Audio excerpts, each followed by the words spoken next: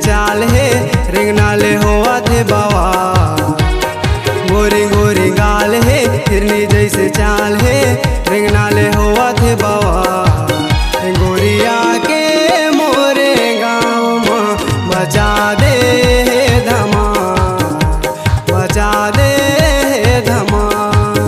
गोरिया के मोरे गाँव में बचा दे धमा, बचा दे धमा।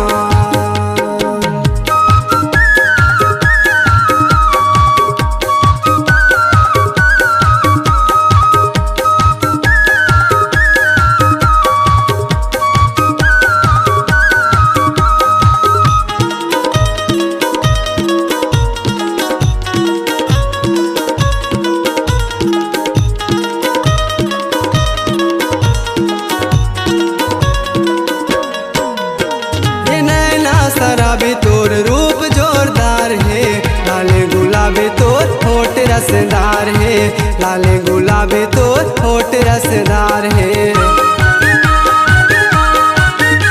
ओ लैला शराबी तोर रूप जोरदार है, लाले गुलाबी तोर होठ रसदार है, लाले गुलाबी तोर होठ रसदार है। खुला खुला बाल है सबके बुरा हाल है रेंगना है गोरी के कमाल। खुला खुला बाल है सबके बुरा हाल है रेंगना है गोरी के कमाल। गोरिया के मोरे गाँव में बचा दे धमा, बचा दे धमा।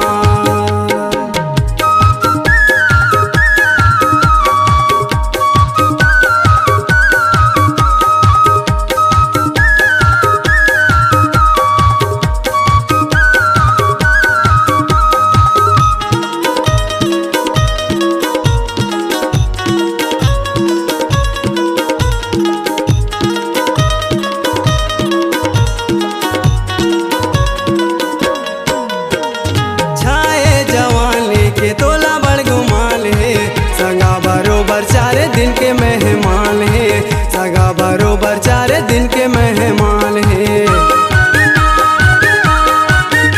वो छाए जवानी के तोला बड़ गुमाल है, सगा बरोबर 4 दिन के मेहमान है, सगा बरोबर 4 दिन के मेहमान है। उम्र 16 साल है का गजब के माल है तोर पाछू होवा थे कंगाल।